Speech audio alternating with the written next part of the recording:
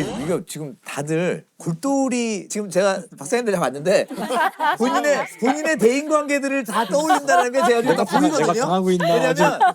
왜냐면 이게 도처에 숨어 있구나라는 느낌이 탁 드는 거예요. 네네. 그래서 우리 주변에서 흔히 이런 거 있잖아요. 너 회사 그만두고 나가면 이런 대우 못 받아. 뭐 이런 거. 다 너 잘 되라고 하는 거야. 그러니까요. 너를 사랑해서 이렇게 하는 거야. 라든가 내가 아니면 누가 너를 받아주겠니? 내가 아니면 누가 네 얘기를 들어주겠니? 라든가 야 너는 내가 잘 알아. 다른 사람은 널 몰라. 이런 것들도 사실은 상당히 상대한테 그런 영향을 준다고 보는 거죠. 자기도 모르는 사이에 가스라이팅을 하고 있는 사람이 있을 것 같아요. 그렇죠. 네. 내가 예를 들면 내 친구 항준이에게 하고 있는 게 가스라이팅이 아닐까? 내가 잠깐만 이게 예를 들면 이거 예를 든 거예요. 잠깐만 쟤를 말 많다 그러는 게 맞을까? 제가 봐도 말이 적진 않으니까 지금 당하고 있는 건 그러니까 아니에요. 예를 들면 나는 진짜 진심으로 위해줬는데 위해줘서 그 말을 한 건데 지나가 보니 내가 한 행동이 가스라이팅인 경우도 있을 수 있겠다 생각 들어요. 네. 특히 부모 자녀 관계에서도 이런 일들이 벌어지게 됩니다. 그리고 이런 거 있잖아요. 이제 어떤 아이가 학교에서 이제 조금 풀이 죽어 있어요. 그러니까 이제 선생님이 너 왜 오늘 나가 놀지? 그래서 왜 이렇게 풀이 죽어 있니? 그랬더니 이제 A라는 아이가 제가요 다니는 영어 학원에서요 제가 레벨 테스트를 좀 못 봤어요. 아 그랬구나. 그래서요 얼마나 우리 엄마가 알면 그거 속상할까 싶어서 제가 너무 마음이 안 좋아서 이러고 있어요. 라는 아이 이제 A가 이렇게 말을 해요. 근데 똑같은 상황에서 B라는 아이는 저 시험 너무 못 봐가지고요 아빠한테 혼날까 봐요. 나 지금 너무 걱정돼요. 이렇게 말을 해요. 어느 쪽이 가스라이팅일까요? 가스라이팅을 다 받은 아이일까요? 여기서도 가스라이팅이 존재합니다. 되게 좀 네. 비슷한 예인데 네. 전자. 이유를 좀 설명을 해주신다면요? 뭐라고 하셨죠? 근데 이게 왜냐면 복잡해. 네. 뭔가 교묘한 설계가 있는 느낌. 앞에 근데 결국은 같은 얘기 아닌가요? 그러니까 이게 헷갈리는데 되게. 굉장히 헷갈리시죠? 헷갈려요 네. 지금. 근데 무슨 차이지? 계속. 얼핏 들으면 A가 엄마의 마음을 이해하고 엄마의 마음을 잘 공감하는 네. 흔히 말하면 쟤는 어떻게 이렇게 부모가 속상한 걸 알까 이렇게 들리시잖아요. 근데 사실은 B가 훨씬 더 바람직한 거예요. 왜냐하면 A는 내 마음이 중요한 게 아니라 엄마의 마음을 걱정하는 거거든요. 그러니까 우리가 흔히 아이가 시험을 못 보면 속상해하면 이걸 통해서 조금 더 배워서 다음번에 조금 더 네가 한번 또 열심히 해보렴. 이거와 야 너 시험 못 봐서 엄마가 너무 속상해. 이게 이 차이가 있는 거거든요. 그러니까 B는 내가 혼날까 봐 나를 걱정하는 거고 A는 이 상황에서 나를 걱정하기보다는 엄마를 걱정하는 거니까 사실 공감 능력이 좋은 아이이기도 하지만 잘 살펴봐야 될 예라고 볼 수가 있는 거죠. 네. 그러니까 우리가 흔히 부모와 자식 간에도 찾지 잘못하면 의도치 않게 가스라이팅이 존재할 수도 있어요. 의도치 않게. 정말 우리는 사랑하는 거지만 의도치 않게. 그래서 우리 흔히 말하는 너를 어떻게 키웠는데 내가 너를 얼마나 희생하고 키웠는데 뭐라든가 네가 엄마한테 네. 어떻게 이럴 수가 있니? 네, 뭐 이런 그런다든가 주체가 누가 되느냐 굉장히 중요한 것 같아요. 주체가. 양육의 궁극적인 목표는 독립이거든요. 독립을 시키는 거. 그 과정에서 힘을 길러주는 과정이거든요. 그러니까 아이가 막 이제 시험 공부하면서 막 짜증을 내면 대부분의 부모가 너 하지 마. 엄마는 안 해도 돼. 이거는 주체가 엄마이잖아요. 근데 주체가 되네. 얘가 막 짜증을 낼 때 사실 공부는 네가 조금씩 배워가는라고 하는 건데 너가 오늘 할 수 있을 만큼만 해. 하긴 해야 돼. 그러나 오늘 너무 힘들 땐 네가 울지 않고 할 정도까지만 네가 정해서 해. 그리고 오늘 못한 부분 내일 해도 돼. 내일 시험인데. 네. 내가 갑자기. 네, 맞습니다. 이게 현실이긴 현실이에요, 한데요. 그래서 이게 주체가 좀 다른 거죠. 누가 주체는 주체가 무조건 되는 당사자의 얘가 말을 주체인 거죠. 네, 내가 네. 주체가 아니고. 그래서 가스라이팅까지는 아니지만 약간 우리가 많이 쓰는 일례가요. 아이가 하면 안 되는 행동을 하잖아요. 위험한 행동을 만약에 할 때 이건 위험해, 하지 마라. 이건 너한테 위험해, 너가 하지 마라. 얘가 주체가 되는 건데요. 너 혼나? 이거는 내가 집에 가서 너를 혼내겠다는 거예요. 이게 되게 다른 거예요. 완전히 혼내는 다른 의미입니다. 네. 거기다 더 나아가서요. 아저씨 얘 좀 혼내주세요. 뭐 이런 사람들이 그거 많이 하지. 성부 폭력인가요? 이 아저씨 예전에 또 우리 호응하는 어렸을 아저씨도 때 있어. 너 자꾸 울면 망태 아저씨가 경찰서 가서 네. 혼난다고 경찰 아저씨 온다고. 의외로 이런 것들이 마음과 이런 데 약간 조작을 가해서 좋지 않은 영향을 줄 수도 있다는 걸 우리가 좀 알고는 있어야 될 것 같아요. 네. 아니 네. 근데 가스라이팅에서 가장 좀 심각하게 된다는 문제가 아동학대. 맞습니다. 네, 아동학대는 정말 극단적인 예라고 볼 수가 있는데요. 그러니까 부모는 누구나 생각을 해보면 나를 사랑해줘야 되는 사람들이고 나를 보호해줘야 되는 사람이거든요. 근데 나를 사랑하고 보호해줄 이 대상이 동시에 나를 공격해요. 이 동일인이야. 이게 얼마나 혼란스럽겠습니까? 이걸 어린아이가 어떻게 극복을 하겠습니까? 거기다가 물리적 힘에 의한 두려움을 공포를 경험하게 됐을 때 이 아이의 심리 상태, 정서 상태에 너무나 좋지 않은 영향을 주게 되거든요. 그것이 극단적인 예가 아동학대인 거죠. 그래서 우리가 아동학대가 동서고금을 막론하고 예전부터 있어 왔어요. 근데 더 대두가 되고 이제 제도적으로 좀 보완이 되는데 제도가 만들어지고 보완되는데 영향을 준 게 98년도 사건으로 제가 알고 있는데 이 사건이라고요. 그 친부하고 계모가 아이들을 학대를 해서 그 누나는 이제 이미 암매장이 됐고요. 살해돼서 암매장이 됐는데 그때 누나 나이가 7살이었고요. 그다음에 그 동생은 이제 구출이 됐는데 5살. 근데 이제 그때 구출이 됐을 때 이 아이 윗속에는 아주 소량의 위액만 남아 있었어요. 그러니까 거의 한 2주 동안 아무것도 먹지 못했다라는 거. 그러니까 아사 직전에 이제 구출이 됐는데요. 5살에 완전히 굶주려서 뼈만 앙상하고 등에는 다리미로 대인 화상 자국이 그냥 다리미 자국이 그대로 있었고 발등은 젓가락으로 찢어져 가지고 아이가 발등이 부어 있는 이제 그런 모습으로 애가 구출이 됐어요.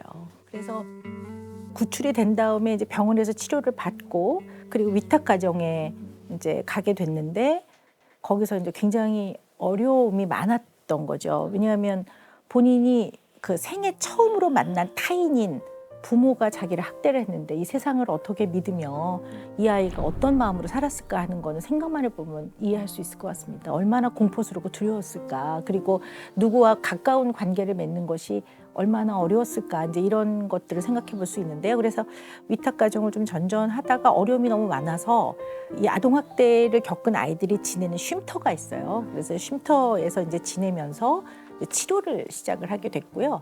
그때 제가 이제 를 만나게 됐었죠. 그래서 오랜 기간에 이제 치료 후에 굉장히 어려움이 많았지만 그래도 본인도 많이 노력을 하고요. 그래서 학교도 이제 검정고시를 치르고 그렇게 해서 이제 저는 이제 그 이후로는 만나지 못했고요. 이제 최근에 아마 요 정인이 사건으로 이제 방송국 취재를 하면서 이제 얘가 어떻게 컸는가 하는 것이 이제 언론 보도를 통해 나와서 저도 그걸 통해 확인을 했는데 지금 이제 회사도 다니고 굉장히 잘 살고 있다고 해서 너무나 마음이 안도가 되고 그 어릴 때 그 아이의 얼굴이 이게 기억이 나면서 보고 싶고 그러네요. 너무 그 아이에게 격려를 보냅니다. 얼마나 살기 위해서 각고의 노력을 하면서 살았을까. 어른들이 정말 너무 잘못했구나 생각이 들고요.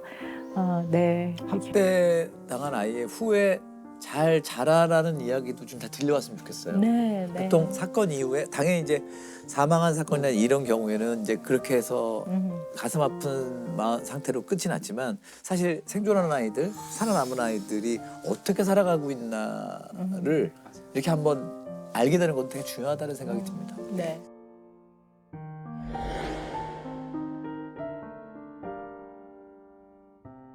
저희가 지금까지는 계속 한국에서 사형 선고를 받은 사람 중에서 가장 나이가 어렸던 그러니까 최연소 사형수가 장모 씨라는 사람인데 네. 그게 2014년에 이제 대구에서 사건이 있었어요. 그래서 그 살인 사건인데 데이트 폭력에서 사실 발단이 그렇게 돼서 데이트 폭력에 대해서도 좀 말씀을 드리려고 하거든요. 그러니까 사실 장 씨는 2014년에 그냥 그 대학생이었는데 그 피해자와 이제 교제 중에 그러니까 언쟁이 생겨서 그 뺨을 때리는 등의 이제 데이트 폭력을 가한 거죠. 그래서 그 여자친구가 헤어지자고 이제 통보를 했는데 그거를 받아들이지 않고 다시 한번 또 이제 폭행을 하고 또 자기 자취방으로 끌고 가서 또 폭행을 해요. 그래서 그거를 이제 여자친구의 부모님이 알게 되신 거예요. 그래서 그 부모님이 그 장 씨의 부모님한테 연락을 하셔서 그 이런 일에 대해서 이제 항의를 하시니까 그 장 씨의 부모님이 장 씨를 크게 이제 혼을 내시고 그래서 이 장 씨가 사실 그 대학의 총 동아리 연합 회장이었는데 그 데이트 폭력 사실도 알려지고 회장직에서 사퇴를 하고 그런 상황에서 그 상당한 앙심을 품고 이 사건이 굉장히 충격을 줬던 게 굉장히 계획적이었는데 배광공으로 위장을 하고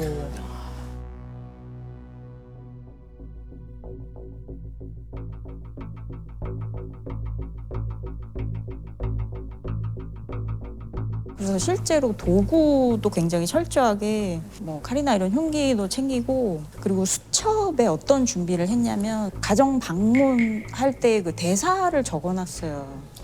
그래서 뭐 배관 뭐 수리 때문에 나왔는데 그래서 그런 거를 적어놓고 그리고 수첩의 다른 페이지에는 그 아파트 동호수를 적어놓고 그러니까 OX 표시를 해서 그러니까 점검을 다른 호수에서 마친 것처럼 이렇게 해놓고 완전 치밀하네. 되게 치밀하게. 네 그리고 그 집으로 가서 부모님을 살해하고 그 부모님의 휴대폰으로 연락을 해서 그 딸 그러니까 전 여자친구를 집으로 유인해서 부모님의 시신을 보여주고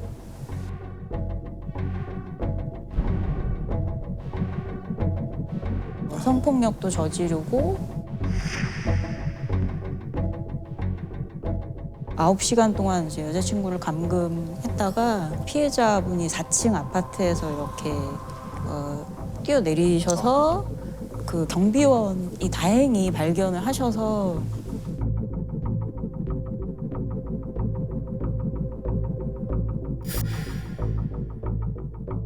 이 장 씨는 도망쳤는데 도망치는 길에 이제 마트에서 술하고 안주하고 칼을 사가지고 본인 자취방으로 돌아간 거예요. 도주를 한 게 아니고. 그래서 결국 본인 이제 자취방에서 체포가 된 사건이거든요. 딸과 헤어지라는 말에 앙심을 품고 전 여자친구의 부모를 흉기로 살해한 20대 남성이 붙잡혔습니다. 왜 죽이신 거예요? 죄송합니다. 그 여자친구를 9시간 동안 감금했을 때 계속 동아리 얘기를 했다는 거예요. 그래서 내가 동아리 회장이었는데 어떻게 내가 회장을 그만둘 수가 있으며 그리고 동아리 친구들도 뭐 어떻게 나한테 이럴 수가 있느냐. 그러면서 그 가는 길에 마트에서 이제 칼을 산 게 동아리 친구들도 죽이겠다 이제 이런 말도 했었대요. 그리고 어떻게 보면 장 씨는 사실 몇 달 전만 해도 평범한 대학생이었거든요. 동아리 회장도 하고. 동아리 연합 회장만 한 게 아니고 이게 대학에 들어갈 때 리더십 수시 전형으로 들어갔던 그러니까 그것도 학창 시절에 임원 생활을 계속 했기 때문에 가능한 그러니까 표면적으로 보면 어떻게 보면 굉장히 리더십이 있는 사람인 거죠. 그게 사회성도 있는 거네요. 네, 그렇게 네. 보이는. 그럼 평소에는 모르겠어요. 전혀 이해가 안 돼서 그냥 정상적인 사람인데 어느 뭔가를 넘어서서 확 사이코패스나 이렇게 전이가 된 거예요? 아니면 원래 그런 성향의 사람이었는데 그동안 착각을 한 건가요? 사람들이 이런 경우는? 이 사람의 범행을 좀 설명하는데 조금이라도 단서가 되는 몇 가지 중에 하나가 군대에서 가혹행위를 후임병 폭행하는 걸 저질러서 군사법원에서 징역 1년에 집행유예 2년 선고를 받거든요. 그래서 그 전과는 없는데 군대에서의 이런 가혹행위가 있었고 재판부에서 재판 중에 이제 정신감정을 했는데 그러니까 평소에는 굉장히 열정적이고 쾌활하고 그런데 그 다른 사람을 크게 개의치 않고 본인의 욕구에만 그 초점이 맞춰져 있다 이렇게 평가를 한 내용이 나와요. 이런 장 씨의 굉장히 무모한 특성들이 리더십으로 포장돼서 나타났을 그런 가능성도 좀 보이는 내용인데 1심에서 이제 그 재판 중에 이런 얘기를 했다는 거죠. 범행은 돌이킬 수 없으니 깨끗하게 무기징역으로 죗값을 받겠다. 자기가 본인이. 형을 얘기를 해요. 네네네. 형량이라는 걸 자기가 정한다는 것 자체가 아, 이 사람이 굉장히 좀 통제하고자 하는 욕구가 있고 권력이나 이런 거에 대한 갈망도 있고 1심에서는 반성문을 단 한 장도 제출을 안 했대요. 그러니까 깨끗하게 무기징역으로 죗값을 받겠다. 근데 1심에서 이제 사형 선고가 나니까 2심에서는 갑자기 반성문을 쓰기 시작해서 60여 장을 제출을 했는데 2심에서 또 이제 사형 선고를 받으니까 3심에서는 또 반성문을 한 장도 제출하지 않았다고. 그러니까 이런 것들이 굉장히 어떻게 보면 충동적이면서 오로지 자기 목적만 네. 그것만을 위해서 이 사람이 움직이는 사람이라는 특성을 좀 생각해 볼 수가 있었거든요. 보통 생각에 동아리 회장이 뭐길래잖아요, 사실은. 근데 이 친구한테는 그게 삶을 지탱하는 큰 거였나 봐요, 제가 보니까. 근데 그렇다고 사람을 이렇게 죽이진 않잖아요. 그러니까요. 그런 정도 가지고. 아 그래서 정신과 감정에도 그런 얘기가 나와요. 사람들의 비난이나 거절이나 이런 것에 굉장히 민감하고 공격적으로 반응. 네, 그러니까 그 동아리 회장이라는 그런 그 직 자체가 사실 길게 보면 아무것도 아니잖아요. 근데 그 사람한테는 나의 어떤 정체성, 나의 어떤 그 자신감의 원천, 근데 그거를 빼앗아 갔다고 이제 생각하는 거죠. 그래서 판결문에도 명시가 되어 있는 게 모두 본인 탓인데도 불구하고, 그러니까 본인이 뭐 동아리 회장에서 사퇴하게 된 거는 결국은 본인이 저지른 데이트 폭력 때문임에도 불구하고 거기에 대해서는 돌아보지 않고 끝까지 남탓만을 하면서 사실은 사형을 선고할 때 그 고려하는 그 여러 가지 요인이 있는데 그때가 20대 중반 전과도 없고 그런 어떤 참작 요인이 있었음에도 불구하고 범행 계획성이 굉장히 좀 치밀하고 굉장히 범행이 잔인하고 그 살아남은 피해자한테 어떻게 보면 영원히 회복하기 어려운 그 피해를 끼쳤고 반성이나 가책 이런 것들이 드러나지 않고 그래서 재범의 우려가 굉장히 높은 걸로 판단이 된다. 그러니까 이런 내용들이 판결문 안에 또 나와요.